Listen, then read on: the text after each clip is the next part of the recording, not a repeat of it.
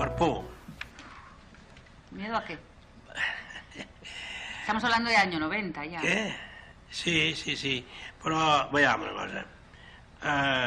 La regularització d'uns diners que d'una manera o altra doncs acabarien sent relacionats amb la meva persona, evidentment no és un problema de por en el sentit que hi hagi el 23F una altra vegada, no és un problema, però és evident que des del punt de vista, i només cal veure com han evolucionat les coses durant els últims 6 mesos, que realment era així, això, donada la meva, tot i que no estigués absolutament al marge, però donada la meva història, la meva responsabilitat, en fi, doncs el que jo havia representat en aquest país, etc.